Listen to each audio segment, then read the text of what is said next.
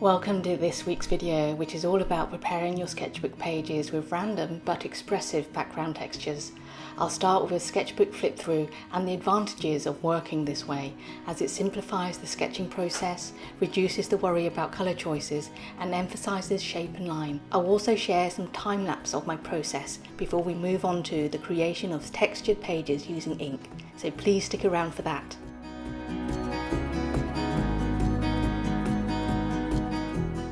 Hi, I'm Omar. I'm an artist, illustrator and author. I help other artists improve their skills by sharing my knowledge from filling over 40 sketchbooks. I'm going to quickly show you the coronation sketches with that underpainting underneath. This is Charles arriving at Westminster Abbey.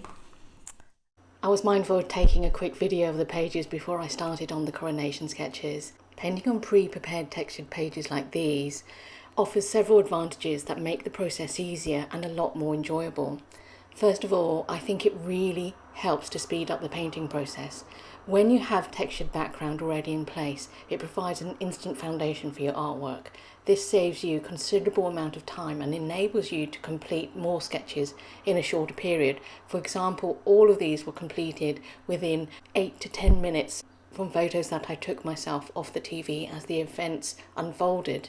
I also find that it reduces the worry about colour. With a textured page, you don't have to worry about the colour choices as much, as I end up just incorporating them. The mid-range values also acts as a neutral base and relieves the pressure of making too many decisions about colour, so this allows you to concentrate on other elements like shape, line and composition. So this increased reliance on shape and line can create interesting interactions, and I also started utilising a lot of negative space. This encourages a focus on fundamental elements of art and strengthens your skills in capturing form and structure. Something I'm particularly keen on is enhancing the texture of a final piece. The textured background can add depth and interest to your finished artwork, so by painting on top of that page you can achieve a layered effect, combining the brushstrokes of your own application of mixed media and painting on top of a textured background. Your artwork gains a bit more complexity and visual interest. Also, I think there's room for unexpected outcomes and happy accidents to occur.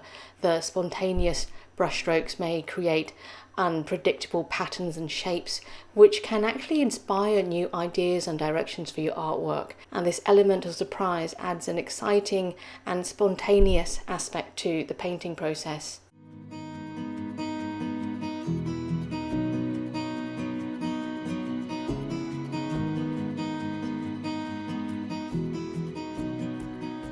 And I want to show you these.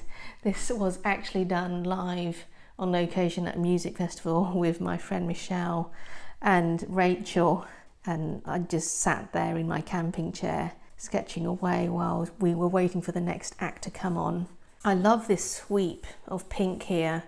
That's the main stage there, but the only thing is I think it's the Pentel brush pens don't like going over that particular ink, so that's something that I'll remember for next time. This is Daisy. She's actually my daughter's ukulele instructor. It's lovely, that hint of yellow ochre going through her hat and hair, and I just added the extra details of her face in coloured pencil, and the stripes of her clothes are a Pentel brush pen. This is one of my favourites. This, again, most of this is just coloured pencil, minimal amount of watercolour. Lovely splash of yellow there. She was wrapped up in like a fleece blanket by this stage. Please like, subscribe and comment on this video. I'd be so grateful. Now I'm going to show you some highlights from a different sketchbook where I used textured backgrounds. So this is after I painted it. This was a Patreon session with Emma Carlisle where we concentrated on birds. It was really, really quick. I had about 5 minutes to do all this. And we have the inky background here, and it really blended in beautifully with this particular pigeon. You can see it in its body, and I just went over it in watercolour. Oh, and this one, this guy holding the pigeon, I really loved this effect here. There is something very vintage vibe to this. Maybe it's the colours, maybe it reminds me of sort of old-fashioned lithography, but love that piece in particular. Here's some more pigeons. Luckily, the pink that I had put in the background matches their feet, so that turned out well. I don't often go for blues and greens, but luckily in this instance it turned out all right, where I did need a bit of bluey green in the grass. This is for Katie Moody's Patreon. It's not like I turn to a particular background and say, oh, I like that, I'm going to paint a landscape on that. I just turn over the page, whatever is there is what I paint on that particular day. Here's a few more examples. Lovely dash of pink across there. Oh, there's again something very vintage feel about this particular page. Oh, very, very vivid. You can see all the marks of the ink in the background, and I just blocked off this stretch of water using acrylic marker. This was a time study. These are supposed to be scenes of barley. I definitely overworked this. Luckily you can see there's little bits of sort of ochre coming through there, but this one is definitely overworked. I did this for Emma Block's Patreon. Same again, and dashes of green there. You can see on both pages. You can see the green come through here as well. You can see the sweeps of the ink in the background and coming through here as well, and it adds to the feel. I think they look like hydrangeas to me. That was a nice touch. This is the last page of this particular sketchbook. It was quite pale through this area here, but this, you can see the sweeps of the ink all across there. If I block off that area, it creates a lovely warm vibe that adds to the scene, I believe. Before we get on to the actual technique with the inks, I want to show you sketchbook number 39, which I only started a few weeks ago, and I'm reserving this sketchbook just for animals. If you know my work, you know I don't really do animals, so I wanted to use the pre-prepared textures in the background so that I could just concentrate on the form. I'm not worried about the colours as such. You know, the monkeys are still recognisable. I don't think baboons are this colour, but it's still recognisable because I'm just using line and shape to help the viewer recognise it. And because I'm taking away the element of colour, I have got one less thing to worry about. I have issues with four-legged animals. I just can't seem to get the connection of their joints right, but you know, I'm getting there. I think with these pieces, and there's a lovely motion in this one. I did add the green, but most of this was yellow coming through here as well. And you can see where I've dragged the paintbrush across in sort of a potter's pink colour. Oh, I do love this piece. You can see I've just dragged a big old brush straight across the bottom here, and there's a bit of a pale yellow merging into that. I didn't mean for the elephant to be so big. I would have liked to have included its legs, but even so, I think it gives a lovely impression of this elephant. This has mainly been done in coloured pencil, a little bit of brush pen in the very darkest areas underneath his body. Birds are really, really tricky for me. Really tricky. I mean, look at the expression of that face. I wish I could have filled it up a little bit better. They don't add very much to the feathers in this piece, and sometimes it works out that way. Now, these are ones that I've done very, very recently, and I'm going to show you the time lapse for how I filled these. This snail was supposed to be a 5-minute study, so I decided to create the negative shape around the snail first so that I didn't get too bogged down by the details within the shell. So the swirls and all the decorative elements came later on, once I kind of warmed up my hand.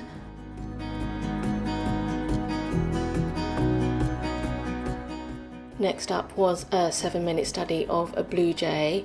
I created the outline using watercolour and then filled it in with the Pentel brush pens and a bit of the Curetake and smudged it in with a bit of water.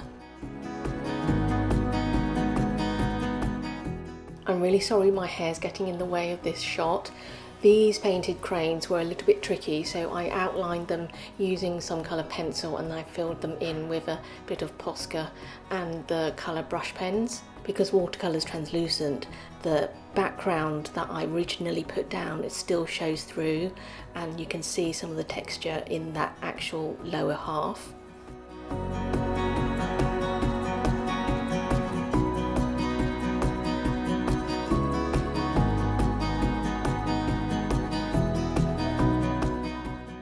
Next up is a 20-minute study of some zebras. I was a little apprehensive about painting these because I've never done them before, so when I'm in doubt I use a colour pencil to create the outline, then filled it in using Payne's Grey and my dagger brush. You can see some of the texture in their bodies, and I left some of the grass unpainted so you can still see that peachy pink.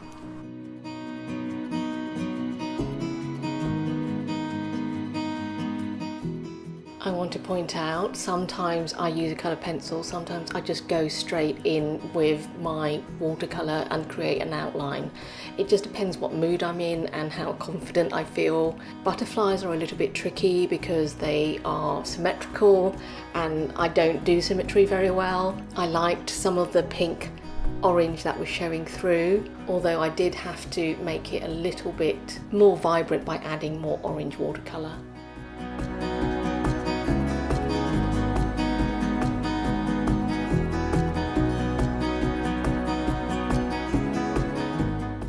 This sea turtle was a 30-minute study, so I put down the colour pencil basic shape of that turtle first, and then I realised there were some divers in the background, so I went in with my dagger brush and gave a quick impression of that.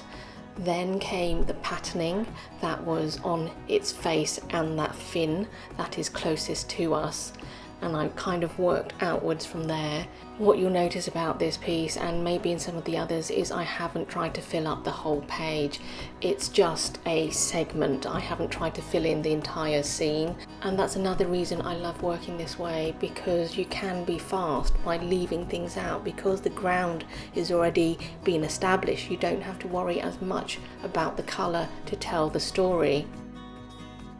If you're enjoying what you're seeing so far, please consider subscribing to my channel, as it would really help me out. Thank you.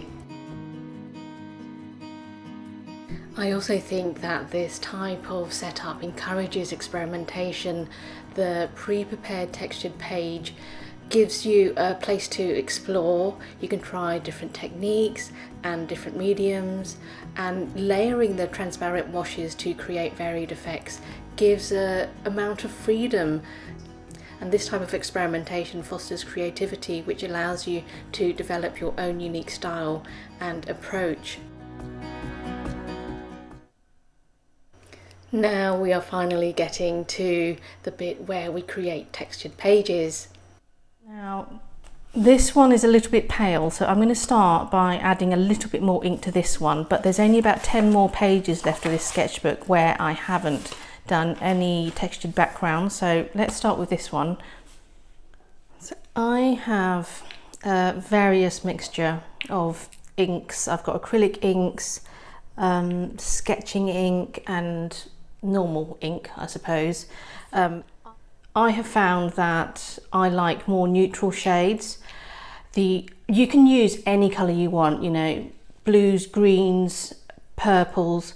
The only thing I would say is make sure when you put this down, it is a mid-range, light to mid-range. You don't want anything too dark, because when you draw over it, you want to be able to see it. So I think this page needs a little bit more.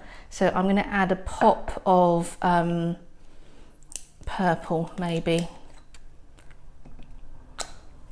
Let's water that down. Oh, I need to show you my brushes. So I have a selection of a Manky brush, large Manky brushes. Definitely recommend large brushes. I've got fan brushes, this one with a specialist type of tip, I don't know what you call it. And I just feel that brushes like these create extra textures, but just any large brush will do, I suppose. I'm going to show you what this one does. And that's all I'm going to do on this one. I might just diffuse this one out a little bit more. Yeah, that'll do.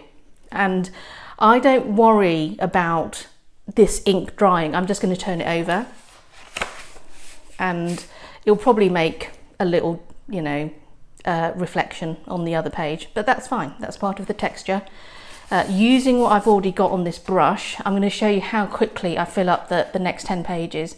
I'm just going to do one across like that, maybe add a bit more of this yellow ochre. Oh, that's a bit too much. Let's diffuse that down a bit. It's not bad, but oh, that could, I think actually, let's put some of that purple back just here. That might be, in terms of value, that might be a little bit dark, but I'll worry about that when I come to that page. That's fine. Let's get some other inks on here. Sometimes I apply it straight on. This is like a peach colour, and I'm just using whatever was left on that brush. Oh, that looks quite nice. I think it needs a pop of something. This is kind of like it's a fountain pen ink, and I'm just going to add a tiny drop here. Oh, and also see how lovely this brush. Oh, let's just, that's quite nice. Good. Next one, let's continue with this ink. Oh, I think I need a larger brush. Let's just spread that around. It's still got some of that yellow from previously, and just dab a little bit more. Hold on, I might do that thing. Let's see what happens. Oh, that's interesting, isn't it? I might just smudge that along the edge there.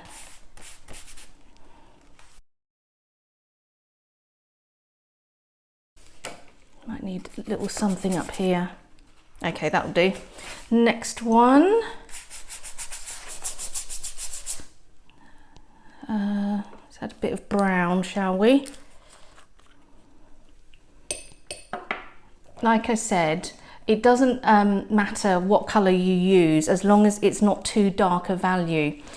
Also, I previously recorded a video just for my newsletter subscribers, and I released it as a secret video on YouTube, and there were a lot of questions asking, can I use you know, gouache, can I use watercolours?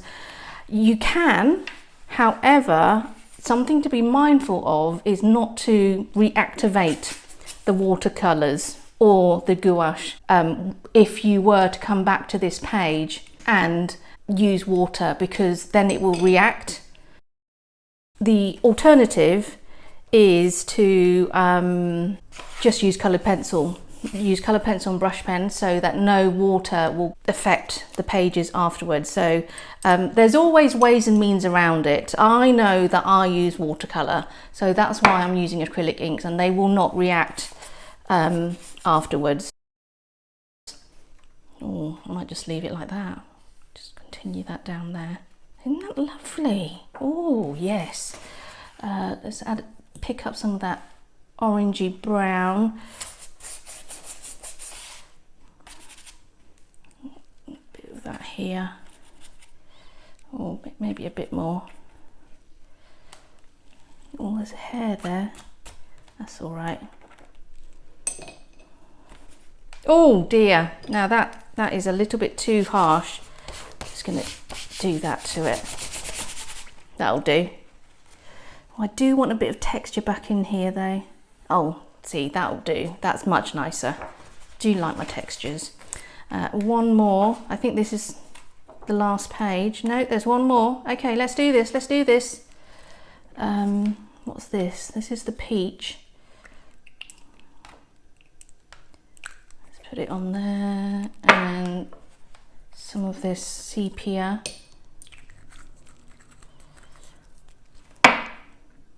And you know, this is, I've not sped this video up. This is literally how fast I'm working, and I can fill up 10 pages incredibly quickly. And I think it needs a little bit of yellow maybe, just there. Lovely.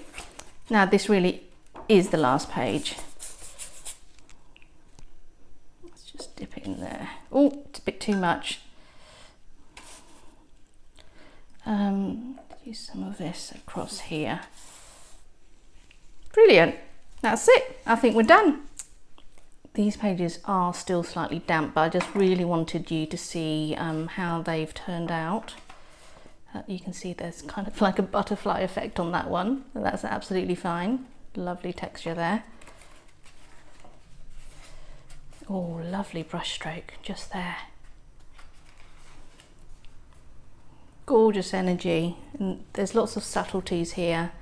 No idea what this is going to be. You know, it could be a penguin. This could be I don't know, a marmoset, a lemur. Who knows? Lovely brush strokes there. I'm quite excited.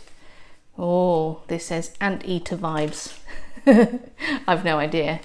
Or maybe a panda. Lovely sweeping motion here. Very nice. And this could be something really interesting that's still wet. Just going to spread it about there. I'm very excited about filling up the rest of this sketchbook with animals using these textures that I have just created in the background. If you create your own textures on social media, please tag me own_ma_win, and I would be delighted to see some of your creations. If you're interested in seeing another demo with pre-prepared textured pages, then please check out this video about luminance colour pencils, where I use watercolour, coloured pencils, Posca pens to create Italian scenes. Please like, subscribe and comment on this video. I'd be so grateful. Until next time, stay amazing.